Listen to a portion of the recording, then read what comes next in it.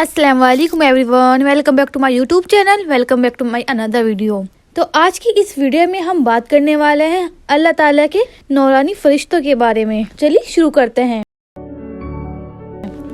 अल्लाह ताला के एक ऐसे नौरानी फरिश्ते हैं जिनका नाम हजरत जिब्राइल अलैहिस्सलाम है। इनको तमाम पैगंबरों के सहाबी होने का मर्तबा हासिल है और ये इतने बड़े और ताकतवर हैं कि ये अपने एक पर्द से पूरी दुनिया को खत्म कर सकते हैं।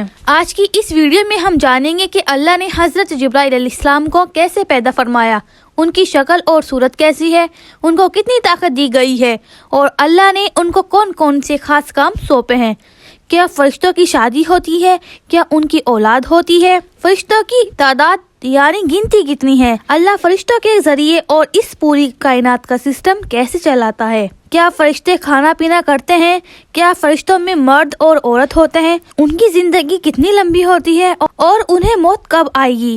इन सभी सवालों के जवाब कुरान और हदीस की रोशनी में आज इस वीडियो में आपके साथ शेयर करने वाली हूँ, इसलिए वीडियो को पूरा जरूर देखें। हजरत जिब्राइल अलैहिस्सलाम अल्लाह ताला के सबसे खास फरिश्ते हैं और सभी फरिश्तों के सरदार हैं। जब अल्लाह ताला ने हजरत जिब्राइल अलैहिस्सलाम को पैदा फरमाया तो उन्होंने पैदा होते ही अल्लाह ताला की बारगाह में 70,000 साल का एक सजदा किया। इस सजदे के बाद उन्होंने अल्लाह ताला की तारीफ की और शुक्र अदा किया। फरिश्ते अल्लाह ताला की और नूरानी मखलूक हैं जो गुनाहों से पाक हैं। अल्लाह ताला ने उन्हें मासूम और पाक साफ बनाया है और वो हमेशा अल्लाह की हुक्म को मानते हैं। हजरत जिब्राइल अलैहिस्सलाम की सबसे बड़ी जिम्मेदारी ये है कि वो तमाम पैगंबरों को अल्लाह के पैगाम पहुंचाते हैं। हजरत जिब्राइल अलैहिस्सलाम कितने बड़े फरिश्ते हैं इसका अंदाजा इन बातों से लगाया जा सकता है कि रिवायत में आता है कि उनके एक कंधे से दूसरे कंधे की दूरी 500 साल की है। दूसरे रिवायत में ये दूरी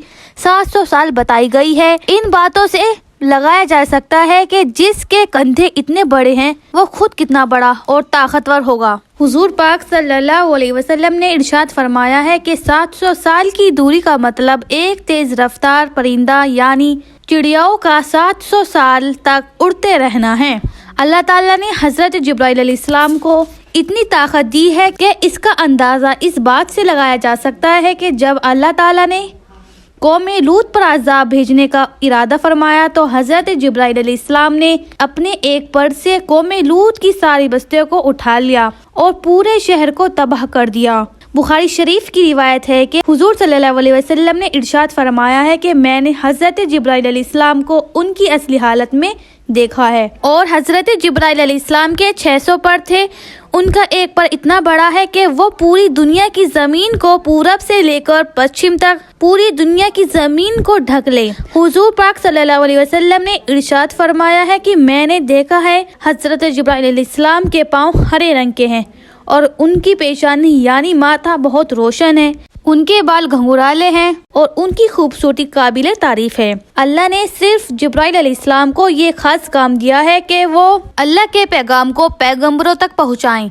एक बार हजरत हमजा रजी अल्लाह अन्हु ने नबी पाक सल्लल्लाहु अलैहि वसल्लम की बारगाह में ये अर्ज किया कि या रसूलुल्लाह सल्लल्लाहु अलैहि वसल्लम, मैं हजरत जिब्राइल अलैहिस्सलाम को उनकी असली हालत में देखना चाहता हूँ। तो हुजूर पाक सल्लल्लाहु अलैहि वसल्लम ने इरशाद फरमाया कि ए हमजा, तू उनको देखने की ताकत नहीं रखता। लेकिन फिर भी हजरत हमजा रजी अल्लाह अन्हु ने हुजूर पाक सल्लल्लाहु अलैहि वसल्लम के सामने जिद किया कि या रसूलुल्लाह सल्लल्लाहु अलैहि वसल्लम, मैं हजरत जिब्राइल अलैहिस्सलाम को देखना चाहता हूँ। तो सल्लल्लाहु अलैहि वसल्लम हजरत हमजा को लेकर काबा शरीफ की तरफ चले गए। वहाँ पर हजरत जिब्राइल अलैहिस्सलाम अपनी असली हालत में मौजूद थे। जब हजरत हमजा रजी अल्लाह अन्हु ने हजरत जिब्राइल अलैहिस्सलाम के पाँव को देखा तो उनको देखते ही बेहोश हो गए। इस बात से अंदाजा लगाया जा सकता है कि हजरत जिब्राइल अलैहिस्सलाम अल्लाह ताला के कितने बड़े फरिश्ते हैं। हुजूर पाक सल्लल्लाहु अलैहि वसल्लम ने इरशाद फरमाया कि जब भी अल्लाह ताला फरिश्तों को पैदा फरमाता है तो पैदा होने के बाद सबसे पहले फरिश्तों के मुंह से ये अल्फाज निकलते हैं, ला हौला वला कुव्वता इल्ला बिल्लाहिल अलील अज़ीम। और जब अल्लाह ताला ने जिब्राइल अलैहिस्सलाम को पैदा फरमाया तो उनके मुंह से भी यही अल्फाज निकले। हजरत जिब्राइल अलैहिस्सलाम का हुजूर पाक सल्लल्लाहु अलैहि वसल्लम के साथ एक खास रिश्ता और एक खास मोहब्बत थी। ایک دن حضور پاک صلی اللہ علیہ وسلم نے حضرت جبرائیل علیہ السلام سے ارشاد فرمایا کہ اے جبرائیل علیہ السلام، تو میرے بارے میں کیا خیال رکھتا ہے؟ یہ تو میں جانتا ہوں، یہ بتا اللہ تعالیٰ کے نزدیک سب سے خاص نبی کون ہے؟ حضرت جبرائیل علیہ السلام نے عرض کیا کہ یا رسول اللہ صلی اللہ علیہ وسلم، اللہ تعالیٰ کی بارگاہ میں آپ سے زیادہ پسندیدہ نبی کوئی نہیں۔ اس کے بعد حضرت جبرائیل علیہ السلام نے عرض کیا کہ یا رسول اللہ صلی اللہ علیہ وسلم، حضرت اسرافیل علیہ السلام اللہ تعالیٰ کے سب سے زیادہ قریب ہیں۔ اللہ تعالیٰ اور حضرت اسرافیل علیہ السلام کے بیچ صرف 70 نوری پردوں کا فاصلہ ہے، لیکن وہ کسی بھی نوری پردے کے ذرا سا بھی قریب ہوئے تو وہ جل کر راکھ ہو جائیں گی۔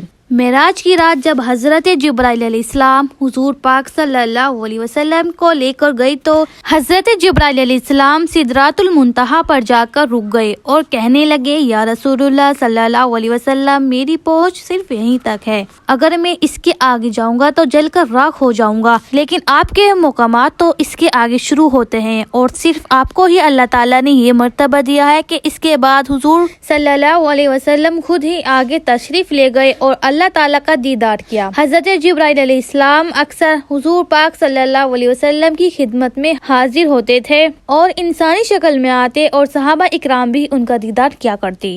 فرشتے اللہ تعالیٰ کی نورانی مخلوق ہیں جسے اللہ تعالیٰ نے صرف اپنی عبادت کے لیے بنایا ہے۔ انسان اور جنات کی طرح ان کے جوڑے نہیں بنائے گئے۔ اس کا مطلب ہے کہ فرشتوں کی شادی نہیں ہوتی اور نہ ہی ان کی کوئی اولاد ہوتی ہے۔ فرشتوں کو اللہ تعالیٰ اپنی حکم سے پیدا کرتا ہے۔ اللہ تعالیٰ نے یہ جو دنیا بنائی ہے، اس میں سب سے چھوٹا پلینٹ ہماری یہ ارتھ ہے۔ ارتھ یعنی زمین۔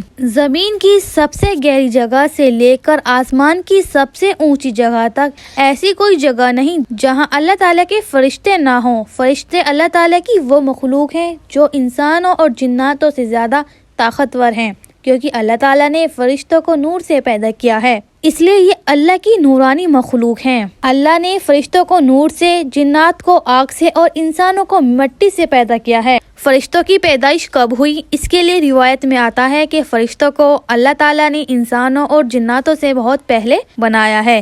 اس بات کا اشارہ یہ ہے کہ اللہ قرآن پاک میں یہ ارشاد فرماتا ہے کہ جب فرشتوں کو حکم دیا گیا کہ آدم علیہ السلام کو سجدہ کرو تو تمام فرشتوں نے سجدہ کیا سوائے ابلیس کے۔ اس بات سے یہ چیز کلیئر ہوتی ہے کہ اللہ تعالیٰ نے فرشتوں کو آدم علیہ السلام سے پہلے پیدا کیا، اس لیے فرشتے حضرت آدم علیہ السلام کو سجدہ کرنے کے لیے پہلے سے موجود تھے۔ اللہ تعالیٰ جب بھی کسی فرشتے کو پیدا کرتا ہے تو وہ فرشتے سب سے پہلے اللہ کا شکر ادا کرتے ہیں، اللہ کے لیے سجدہ کرتے ہیں۔ فرشتے وہی کرتے ہیں جو اللہ تعالیٰ کا حکم ہوتا ہے، یہ اپنی مرضی سے کچھ نہیں کرتے۔ فرشتے مرد اور عورت نہیں ہوتے، نہ ہی ان کی شادی ہوتی ہے اور نہ ہی ان کی کوئی اولاد، اور نہ ہی یہ کھاتے پیتے ہیں۔ ان کی خوراک صرف نور ہے جو انہیں اللہ تعالیٰ کی عبادت اور فرمان برداری کرنے سے ملتی ہے۔ فرشتوں کی تعداد اتنی ہے کہ اللہ کے سوا کوئی نہیں جانتا۔ اللہ تعالیٰ کے 4 سب سے بڑے فرشتے ہیں جو دنیا اور کائنات کا سسٹم چلاتے ہیں، یہ اللہ کے سب سے قریبی فرشتے ہیں۔ اللہ تعالیٰ کے 4 سب سے بڑے فرشتے کون ہیں؟ اس کے بارے میں حضور صلی اللہ علیہ وسلم نے ارشاد فرمایا کہ یہ 4 فرشتے پوری دنیا اور کائنات کا سسٹم چلاتے ہیں۔ پہلے حضرت جبرائیل علیہ السلام، دوسرے حضرت میکائیل علیہ السلام، تیسرے اسرافیل علیہ السلام اور چوتھے ملک الموت یعنی حضرت اسرائیل علیہ السلام۔ حضرت جبرائیل علیہ السلام کا کام ہے تمام پیغمبروں کو اللہ تعالیٰ کا پیغام پہنچانا۔ اس کے علاوہ ہواؤں کا سسٹم اور گنہگار قوموں کو تباہ کرنا بھی انہی کی ذمہ داری ہے۔ حضرت میکائیل علیہ السلام کے ذمے بارش، پیڑ پودے، گھاس، سبزیاں وغیرہ کا کام ہے۔ حضرت اسرائیل علیہ السلام کو اللہ نے تمام انسانوں کی روح نکالنے کا ذمہ دیا ہے۔ حضرت اسرافیل علیہ السلام ان تینوں فرشتوں تک اللہ تعالیٰ کا حکم پہنچاتے ہیں۔ جب اللہ تعالیٰ کسی کام کا ارادہ فرماتا ہے تو سب سے پہلے وہ حکم حضرت اسرافیل علیہ السلام کے پاس آتا ہے اور پھر وہ اسے اس فرشتے تک پہنچاتے ہیں جسے وہ کام کرنا ہوتا ہے۔ ان 4 فرشتوں کی پہنچ 7ویں آسمان کی آخری جگہ سدرۃ المنتہا ہے۔ یہ وہ جگہ ہے جہاں سے آگے کوئی بھی فرشتہ، کوئی بھی مخلوق نہیں جا سکتی۔ اس جگہ سے آگے جانے کی اجازت صرف ایک ہی ہستی کو ملی ہے، وہ ہے ہمارے پیارے نبی پاک صلی اللہ علیہ وسلم۔ اس کے علاوہ ان 4 بڑوں فرشتوں کی مدد کے لیے اللہ تعالیٰ نے کئی اور فرشتے پیدا کیے ہیں جو ان کے الگ الگ کاموں میں مدد کرتے ہیں۔ ان چاروں فرشتوں کو ملائکہ مقربین کا درجہ حاصل ہے۔ ان 4 بڑے فرشتوں کے بعد ملائکہ اسفال کا درجہ آتا ہے۔ یہ دوسرے درجے کے فرشتے کہلاتے ہیں۔ یہ اپنی طرف سے کچھ نہیں سوچتے، بلکہ انہیں جس کام کا حکم ملتا ہے یہ وہی کرتے ہیں۔ ان کو خبر پہنچانے والے فرشتوں کو روحانیت بھی کہا جاتا ہے۔ یہ فرشتے زمین پر انسانوں کے دلوں میں اللہ تعالیٰ کے احکامات ظاہر کرتے ہیں۔ یہ اسلام کے خاطر لڑنے والوں کے دلوں میں بہادری، ہمت اور اللہ کے لیے سب کچھ قربان کرنے کا جذبہ پیدا کرتے ہیں۔ وہی جو لوگ اللہ کی نافرمانی کرتے ہیں ان کے دلوں میں ڈر، کمزوری کے خیالات ڈالتے ہیں۔ ان فرشتوں کی پہنچ بیت المعمور تک ہوتی ہے۔ بیت المعمور سدرۃ المنتہا سے نیچے ایک خاص جگہ ہے جسے فرشتوں کو کعبہ کہا جاتا ہے۔ یہ کعبہ دنیا کے کعبے کے جسٹ اوپر 7ویں آسمان پر ہے اور 70,000 فرشتے ہر روز بیت المعمور کا طواف کرتے ہیں۔ ان فرشتوں کے بعد زمین اور آسمان کے فرشتوں کا مرتبہ ہے جنہیں ملائکہ اسمائی بھی کہا جاتا ہے، اور یہ فرشتے اللہ کے آخری نبی حضور پاک صلی اللہ علیہ وسلم پر درود پاک بھیجتے ہیں اور مومنین پر رحمت نازل کرتے ہیں اور ان کے لیے توبہ اور استغفار کرتے ہیں اور کافروں پر لعنت اور ملامت کرتے ہیں۔ حدیث میں آتا ہے کہ آسمان میں 4 انگلی کے برابر بھی ایسی جگہ خالی نہیں جہاں پر کوئی فرشتہ اللہ تعالیٰ کی عبادت کے لیے رکوع یا سجدے میں نہ ہو۔ اللہ تعالیٰ قرآن میں ارشاد فرماتا ہے کہ اللہ تعالیٰ کے جتنے بھی فرشتے ہیں وہ اسی کو سجدہ کرتے ہیں اور تکبر نہیں کرتے۔ کرام کاتبین، یہ فرشتوں کی وہ قسم ہے جو ہر وقت ہر انسان کے ساتھ رہتی ہے۔ یہ فرشتے ہر انسان کے اعمالوں کا حساب کتاب رکھتے ہیں اور ان میں سے ایک فرشتہ ہر انسان کے دائیں کندھے پر ہوتا ہے اور دوسرا فرشتہ ہر انسان کے بائیں کندھے پر ہوتا ہے۔ کرام کاتبین 2 فرشتوں میں سے ہیں۔ دائیں طرف والا فرشتہ نیکیاں لکھتا ہے اور بائیں طرف والا فرشتہ گناہ لکھتا ہے۔ جس طرح دنیا میں بسنے والے انسانوں کے لیے اللہ تعالیٰ نے فرشتوں کو تعینات کیا ہے، اسی طرح اللہ تعالیٰ نے جنت اور دوزخ میں بھی فرشتوں کو تعینات کیا ہے۔ جنت میں رہنے والے فرشتے جنت میں موجود انسانوں کی خدمت کرتے ہیں۔